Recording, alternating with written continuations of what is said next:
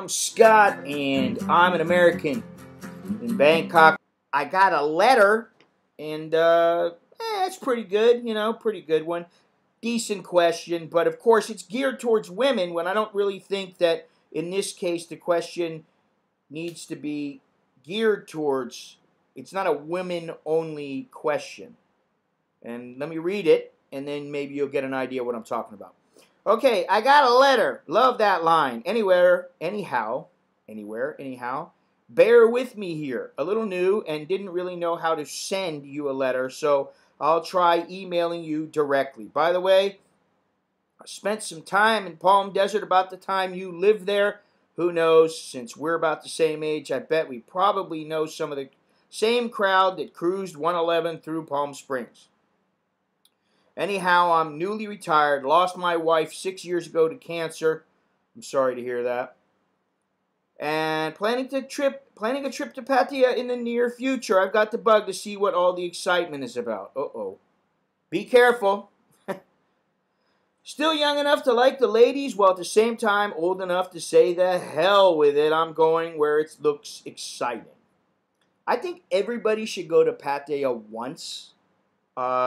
If you're a man, and you just want strictly no ties, no frills, that's the place you can go, and you can get that as long as you got the cash.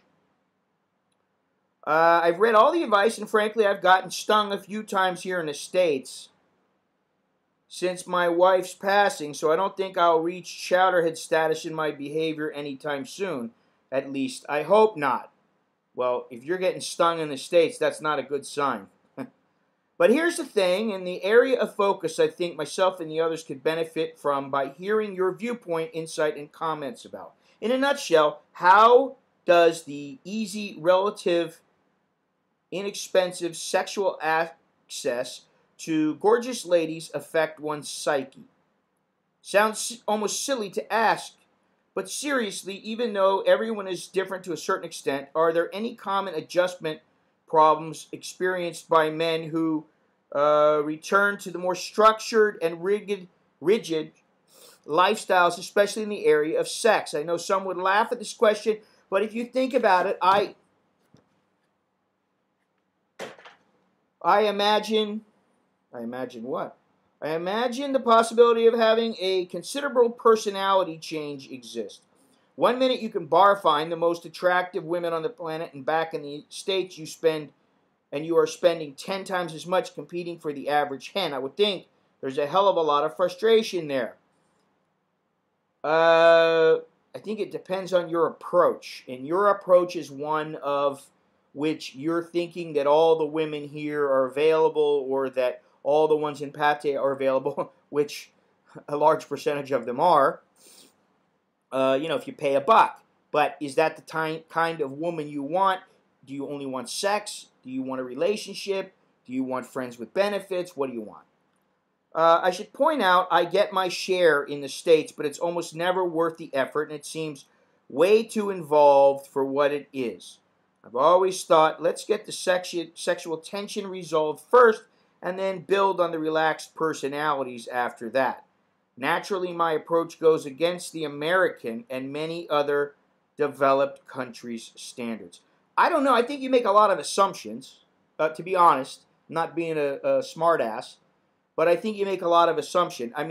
There are a lot of women who are open sexually. There are a lot of men who are more than willing to get it, just as there are a lot of men who are perfectly willing to get involved in a relationship with women. A serious relationship,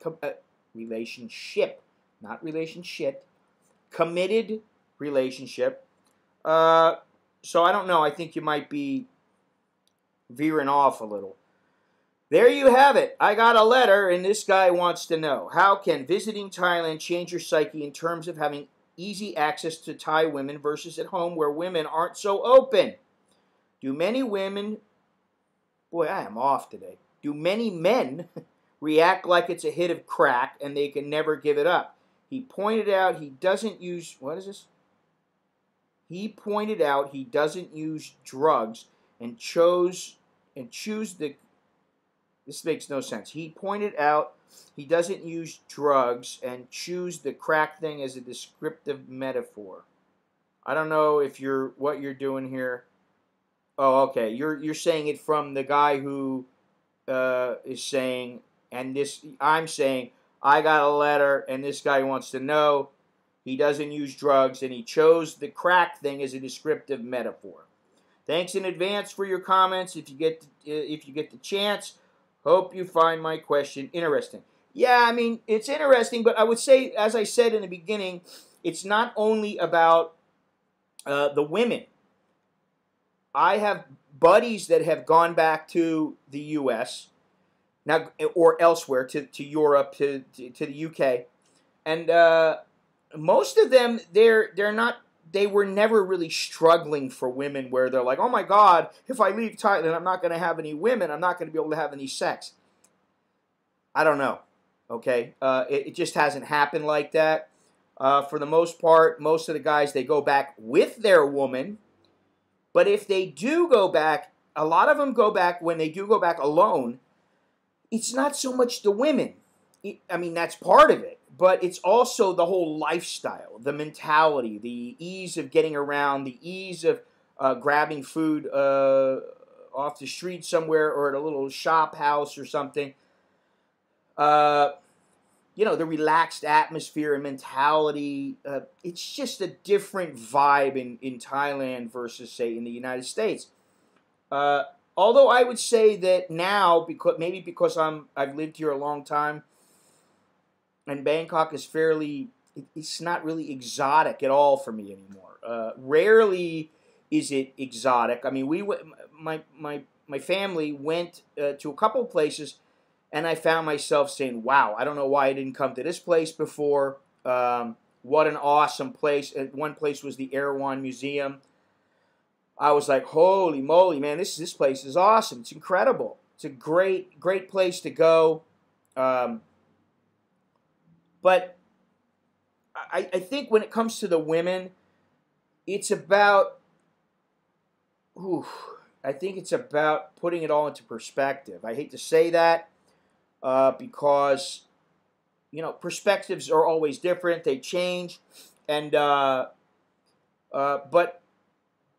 you know, if you go back to the States, you know, I got the one guy I wrote about and I did a video about a long time ago, that pissed away $90,000 as soon as he went back. I mean, like within a couple of weeks, he had himself a new girl. He had this Vietnamese girl. And he wasn't the most handsome guy. He wasn't an ugly guy by any means.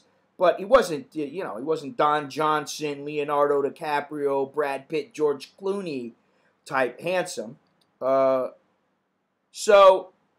you know, I mean, he managed to do it. And I think it depends on the situation. It can be addictive, which is why so many guys tend to come back. I mean, you know, they come back because they know. And I got to say, I do know a few guys who, what they do is they come once or twice a year. They go back home. They basically just put their nose to the grindstone. They work their tail off. And then they come back and they stay for 3 weeks or a month or 2 weeks, whatever they can. They have a great time. They got a couple of girls. They pay them. They have their fun. They go back home, and that's all they do. And maybe if they're lucky, you know, they got some girl down at the corner pub or some girl that they're friends with that they know that's maybe, you know, a friend with benefits or something, just to keep them, you know, keep the pipes cleaned. But other than that, I mean, you know, the thing here is that money is the great equalizer. If you're hard up and you're like, man, I can't get laid to save my life, you know, you go into some bar, you go into some go-go, you go into a soapy, a massage parlor, whatever, a men's club, and you get it right there. I mean, you know, you just pay a little money and that's it. So there's always going to be that, as long as it's available here, and it's, even though it's technically illegal, as long as it's occurring and it's possible, I would say that this kind of thing's going to go on. And, well, when you ask about do men react like it's a hit of crack, Well, look at all the people that have written me, all the screw-ups. I mean, that should answer your question right there. And you're coming over here, you've already had some foul-ups in the United States. I'm telling you, you better be careful when you come here. I have guys have sent me messages in the last year or two who have said, you know, I've been there a couple of times. I thought I knew the whole business. I knew everything, how it works. I knew how things go down. And this girl, she suckered me in. She seemed like a wonderful girl. She's so sweet. At the end of the day, she wanted the money. And, you know, so it's not to say that all girls that are working in bars are only out for your money. They don't care about you. You know, they're just vicious, conniving little twats. That's not what I'm saying. What I'm saying is their job is to earn money. That's why they're there. If you said to them, we're not paying you, or you're only going to make a tenth of what you used to make, or you had to pay 50% of your salary, these girls would not be there. They would leave. At least most of them. Most of them are not making enough to take that big of a hit. So the money is obviously very important, but, you know, there's always sexual frustration. You know, I don't know why I'm talking about all this, but of course there are men who are sexually frustrated, and there are Thai men who are sexually frustrated, and some of them, if they have the means financially, they go to a soapy, they go to, you know, the corner brothel or whatever in their village. You know, so I would say keep these things in mind, and remember that it's not only the women. There are guys, like if I was to go back home, there would definitely be an adjustment period. It would be tough for me because I'd have to kind of relearn things. But one of my best buddies had to go back a couple of years ago, and he went back to Seattle for, I think it was about a year and a half or two before he was able to come back. And he didn't particularly like it, but he said, you know what, after a little while, you get used to it, and you just get back in the groove, and that's how it goes. And I think the same thing goes if you're talking about women, or you're talking about a job, or, you know, women that they have a strong pull for, you know, they are a strong draw for men, which is why many men come to Thailand. Of course, it's not the only reason. We all know it's the temples and the beaches that make the majority of people want to come here. But, you know, there are ample women, and the thing that this guy, you, that I'm talking to in particular, should remember is that I don't know how long you're staying here, but don't get sucked into a relationship with a bar girl, especially if this is your first try, or your first time in Pattaya. You don't speak the language. You don't really know much about the culture. I would say don't do it. That's the smart move.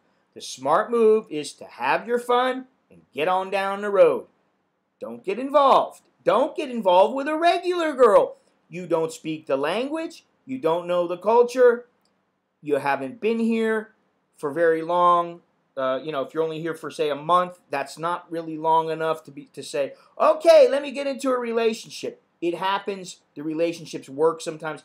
But I'm saying, in most cases, if I were you, I'd be extremely cautious about getting involved with anybody if you're only here for a couple of weeks, and especially girls who are prostitutes. So, that's all I got. Now, hey, let's see. I got T-shirts. I'm getting a couple of new ones. They're gonna be going up very soon. Go to anamericaninthailand.com. That's where you can find them. Of course, theycallmefarang.com. That's where my book is, and my new book, Ask Me Anything, which has to do with all these kind of letters. That book is done. I'm just waiting still for the formatting to be completed, and then it will go up on Amazon. It shouldn't be all that much longer. It's been a long time, and I'm stretched thin, to put it mildly. Let's see, what else? That's all I got. So, until next time, I'm Scott. I'm an American in Bangkok. Choke that.